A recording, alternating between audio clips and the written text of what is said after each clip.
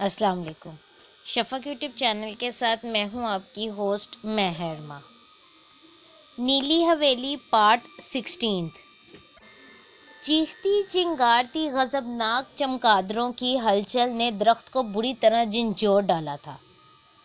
درخت کے پتے ٹوٹ ٹوٹ کر بارش کی بوندوں کی مانند کنویں میں گر رہے تھے۔ کنویں کی تہہ میں گرتے ہی انصر کی بھی چیخ بلند ہوئی۔ اسے ایسے لگا جیسے وہ لکڑیوں کے ڈھیر پر گرا ہے جس نے اس کی کمر کو چھیل کر رکھ دیا ہے۔ اس کے لیے خوش قسمتی کی بات یہ تھی کہ زنگ آلود زینہ اس وقت ٹوٹا تھا جب وہ کنویں کی تہہ کے قریب تھا، ورنہ اگر وہ اوپر سے گرتا تو اس کی ہڈیوں کا بھی سرما بن چکا ہوتا۔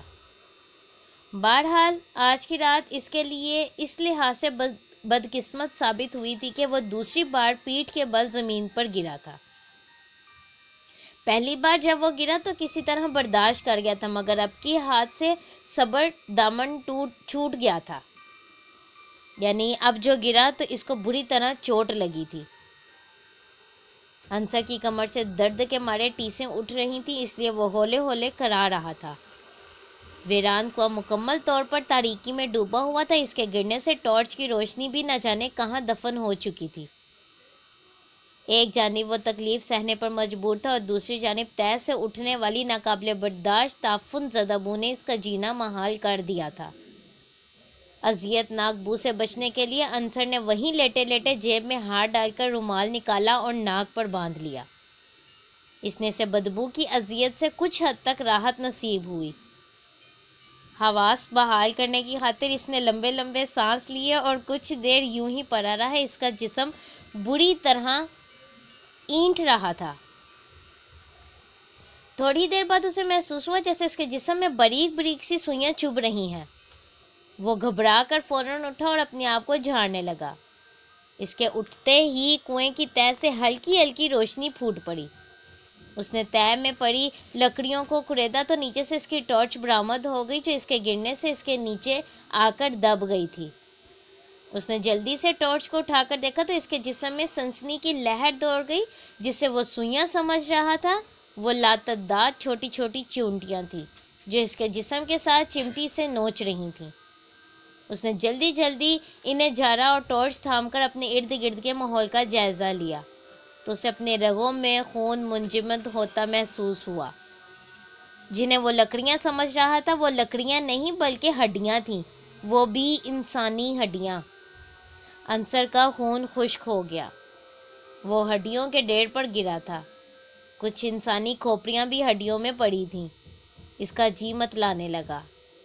اتنا ہولناک منظر دیکھ کر اس کے رونگٹے کھڑے ہو چکے تھے۔ اگرچہ وہ تجسس سے مجبور ہو کر کنویں میں اتر آیا تھا، مگر اسے امید نہیں تھی اس کا سامنا ایسے ہولناک مناظر سے ہوگا۔ وہ دم سادے پھٹی پھٹی نظروں سے اپنے آس پاس بکھری ہڈیوں اور کھوپڑیوں کو دیکھ رہا تھا۔ ظالم انگریز کی کہانیاں جھوٹی نہیں تھی، اس کے وہم و گمان میں بھی نہیں تھا کہ ایسا سچ مچ بھی ہو سکتا ہے، لیکن وہ اس سچ کو اپنی آنکھوں سے دیکھ رہا تھا۔ روشنی کی وجہ سے مکڑیوں کی تعداد بڑھتی جا رہی تھی۔ مان اس کے ذہن میں آیا انسانی ہڈیاں ان چوٹیوں کی اماج گاہ ہیں۔ ایسا نہ ہو کہ یہ آدم خور ہوں اور اسے منٹوں میں چٹ کر جائیں۔ ایسی صورتحال میں اس کی موت یقینی تھی۔ اب انصر جلدی جلدی اس ویران کنویں سے نکلنا چاہتا تھا، مگر اوپر جانے کا واحد ذریعہ یعنی زنگ آلود سیڑھی ٹوٹ چکی تھی اور اس کے پاس ہی ترچھی پڑی تھی۔ اس نے اٹھ کر ادھر ادھر دیکھا کہ کوئی ایسی چیز مل جائے جو اسے کنویں سے باہر نکالنے میں مددگار ہو، مگر وہاں ہڈیوں اور کھوپڑیوں اور پیپل کے ٹوٹے پتوں کے علاوہ کچھ نہیں تھا۔ یا خدا مجھے اس مصیبت سے نجات کی راہ دکھا دے، اس کے منہ سے بے ساختہ دعا نکلی۔ یک بار کی اس کے ذہن میں ریاست کا خیال آیا۔ اس نے سوچا ریاست کے وہم و گمان میں بھی نہیں ہوگا کہ میں یہاں مصیبت میں پھنسا ہوا ہوں۔ طے شدہ منزل پر پہنچ کر وہ میرا انتظار کر رہا ہوگا اور میں یہاں کنویں کا قیدی بنا بیٹھا ہوں۔ اس نے ریاست کو نیلی حویلی کے اندر آنے سے منع کیا تھا، اس لیے اس بات کا امکان نہیں تھا کہ وہ اس کی مدد کو آئے گا، لہٰذا یہاں گل سڑ کر مرنے سے بہتر ہے جان بچانے کی کوئی تدبیر کی جائے۔ اسے اس بات پر بھی حیرت ہو رہی تھی، گڑگڑاہٹ کی آواز کنویں کی تہہ سے ہی آ رہی تھی کہ شاید یہاں بھی کوئی قبر ہو، لیکن یہاں تو کوئی چھوٹا سا سوراخ بھی نظر نہیں آ رہا۔ یہاں کے حالات و واقعات دیکھ کر اسے گمان ہونے لگا کہ یہ سب اس کی غلط فہمی کا نتیجہ ہو سکتا ہے۔ اس نے ٹھنڈی سانس بھر کر ایک بار پھر ٹارچ کی روشنی میں کنویں کا معائنہ کیا۔ کنویں کی دیواریں کائی جمنے سے سبز رنگ کی ہو چکی تھی، اس لیے ان پر ہاتھ جما کر اوپر چڑھنا ممکن نہیں تھا۔ درخت کا تنا آدھ سے زیادہ کنویں کی دیوار کے اندر دھنسا ہوا تھا، اور جو حصہ باہر تھا وہ بھی اتنا سپاٹ تھا کہ اس کے سہارے وہ اوپر نہیں جا سکتا تھا۔ پھر اسے ایک تدبیر سوجھی۔ درخت کی لمبی لمبی دھاڑیاں بالوں کی لٹوں کی مانند کنویں کے اندر لٹکی ہوئی تھیں، جو اس سے تقریباً 9-10 فٹ بلندی پر تھی۔ اگر وہ کسی طرح ان تک پہنچ جاتا تو ان کے ذریعے کنویں سے باہر نکل سکتا تھا۔ سیڑھی استعمال کرنے کا خیال اس نے ناقابل بھروسہ قرار دے کر دماغ سے جھٹک دیا تھا۔ تہہ میں بکھری ہڈیاں بھی اس کی کوئی معاونت نہیں کر سکتی تھی۔ انہیں دیکھ کر ویسے بھی اسے گھن آ رہی تھی۔ عنصر اضطرابی کیفیت میں کوئی وسیلہ ڈھونڈ رہا تھا کہ اچانک اس کی نظر کونے میں پڑے ایک بڑے سے پتھر پر پڑی۔ اس نے سوچا اگر کسی طرح پتھر کو کھینچ کر درخت کے پاس لائے اور اس پر کھڑے ہو کر چھلانگ لگائے تو ممکن ہے اس کا کام بن جائے۔ اس نے اپنے منصوبے پر عمل درآمدی کے لیے بھاری بھرکم پتھر پر ہاتھ جمائے اور اسے ایک جانب دھکیلا، مگر وہ اپنی جگہ سے ٹس سے مس نہ ہوا۔ نہ جانے کتنی مدت سے پڑے پڑے وہ تہہ کے ساتھ جم چکا تھا۔ اس نے ایک بار پھر پوری قوت سے پتھر کو ایک جانب دھکیلا تو فضا میں گھڑگھڑاہٹ کی آواز گونجی۔ عنصر نے گھبرا کر اسے چھوڑ دیا۔ جو منظر اس کے سامنے تھا اسے دیکھ کر اس کے ہاتھوں کے طوطے اڑ گئے۔ قد آمد کے برابر کنویں کی دیوار اندر کو دھنس رہی تھی۔ کچھ دیر مبت کھڑا رہنے کے بعد اس نے دوبارہ پتھر کو دھکیلا تو دیوار مزید اندر کو دھنس گئی۔ وہ پوری قوت سے پتھر کو دھکیلتا رہا حتیٰ کہ وہ ایک جگہ پر جم گیا۔ اسے حیرت کا شدید جھٹکا لگا۔ کنویں کی دیوار تقریباً 6-7 فٹ تک اندر دھنس چکی تھی۔ عنصر نے ٹارچ کی روشنی شگاف کے اندر ڈالی تو اسے ایک راہداری نظر آئی، لیکن وہ اندر جانے کی بجائے ایک جانب کھڑا ہو گیا۔ وہ جانتا تھا کہ برسوں بند رہنے کی وجہ سے یہاں زہریلی گیس جمع ہو سکتی ہے جو اسے نقصان بھی پہنچا سکتی ہے، اس لیے وہ ایک جانب کھڑا ہو گیا تاکہ زہریلی گیس اندر اوپر نکل جائے یا اس کے اثرات کم ہو جائیں۔ کافی دیر یوں ہی رہنے کے بعد وہ اللہ کا نام لے کر راہداری کے اندر داخل ہو گیا۔ راہداری زیادہ بڑی نہیں تھی۔ پھونک پھونک کر قدم اٹھاتا وہ اس کے آخری کونے تک پہنچا تو وہاں اسے ایک بغلی دروازہ نظر آیا۔ اس نے کچھ توقف کیا، پھر اس پر دباؤ ڈالا تو وہ بغیر مزاحمت کیے آرام سے کھلتا چلا گیا۔ عنصر کمرے میں داخل ہوا تو ششدر رہ گیا۔ کمرہ روشن تھا۔ بلب کی ملگجی روشنی ہر سو پھیلی ہوئی تھی۔ اس نے ٹارچ بند کر کے جیب میں ڈالی۔ کمرہ چھوٹے بڑے قدیم طرز کے کئی صندوقوں سے بھرا ہوا تھا۔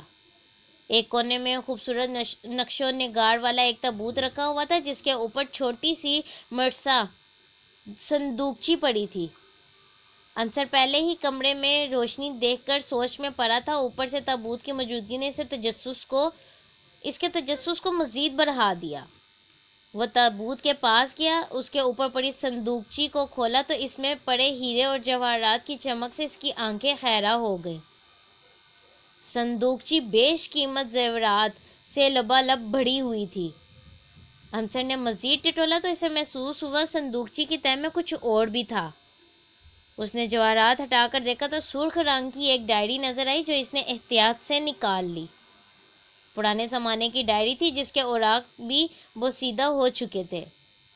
اس نے ڈائری کا پہلا صفحہ کھولا اور پڑھتا چلا گیا۔ جو پڑھتا رہا تو حیرت کے سمندر میں غوطے کھاتا گیا۔ ڈائری میں لکھے مضامین کا مختصر خلاصہ یہ تھا: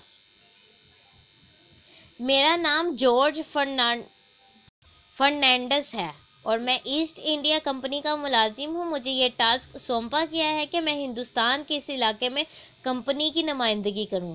جب میں یہاں آیا تو اس علاقے کی خوبصورتی اور یہاں دولت کی فراوانی نے مجھے بے حد متاثر کیا۔ ابتداً یہاں قدم جمانے کے لیے میں نے نیلی حویلی کے نواب گنپت رائے سے راہ و رسم بڑھایا اور اسے کاروبار میں بھاری منافع کا جھانسا دے کر یہیں مقیم ہو گیا۔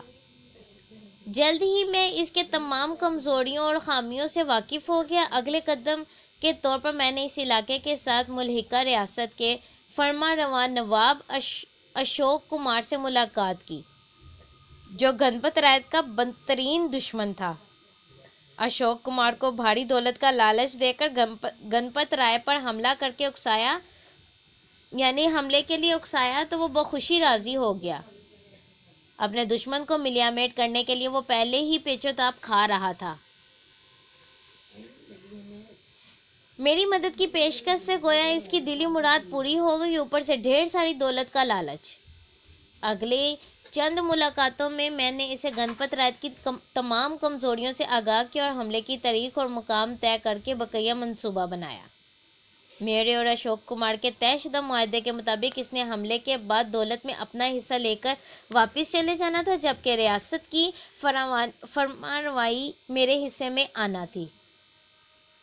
بالآخر وہ گھڑی آن پہنچی۔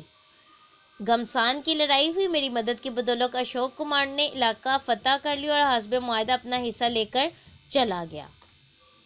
اب میں اس خوبصورت نیلی حویلی کا، جو میری بیوی کیتھرین کی طرح ہی خوبصورتی میں لاسانی تھی، بلا شرکت غیر اکیلا ہی مالک تھا۔ ایسٹ انڈیا کمپنی نے میری کارکردگی سے خوش ہو کر نہ صرف میرے اگلے عہدے پر ترقی دی بلکہ بہت سے انعام و اکرام سے بھی نوازا۔ اب میں اپنے راستے میں آنے والی ہر رکاوٹ کو ہٹا دوں گا۔ عنصر تیزی سے ڈائری کے اوراق پلٹتا گیا۔ اگلے صفحات میں اس نے تاریخ وار ذکر کیا تھا کہ کیسے اس نے اس علاقے کا سکون غارت کیا، مسلمان اور ہندو دولت مند گھرانوں کو لوٹا۔ وہ اپنے مخالفوں کو اذیت ناک سزا دے کر حویلی کے کنویں میں پھینک دیتا تھا۔ اس نے ان قبیح حرکتوں کو قابل فخر کارناموں کے طور پر ذکر کیا تھا۔ ڈائری میں اسی قسم کے واقعات کا ذکر تھا۔ حیرانی و پریشانی کے ملے جلے تاثرات سے عنصر ڈائری کے چیدہ صفحات پڑھتا چلا گیا۔ آخری صفحے پر درج تھا: کیتھرین مر گئی۔ اس صدمے نے مجھے نڈال کر دیا، لیکن میں چاہتا ہوں جب تک میں زندہ رہوں کیتھرین میری نظروں کے سامنے رہے، اس لیے میں اسے ہرگز دفن نہیں کروں گا۔ میں اسے مرتے دم تک اپنے پاس رکھوں گا۔ آگے کچھ نہیں لکھا تھا، ڈائری ختم ہو چکی تھی۔ عنصر نے صندوقچی اور ڈائری زمین پر رکھی اور لرزتے ہاتھوں سے تابوت کھولا تو اس کی آنکھیں پھٹی کی پھٹی رہ گئیں۔ تابوت میں ایک حنوط شدہ لاش پڑی تھی۔ لاش کی کھوپڑی پر ایک طلائی تاج چمک رہا تھا۔ لاش کی کھوپڑی پر ایک طلائی تاج چمک رہا تھا اور گلے میں بیش قیمت ہار لٹک رہا تھا جس پر کیتھرین لکھا تھا۔ عنصر نے تابوت بند کر دیا۔ صندوقچی اس کے اوپر ویسے ہی رکھ دی جیسے پہلے پڑی تھی۔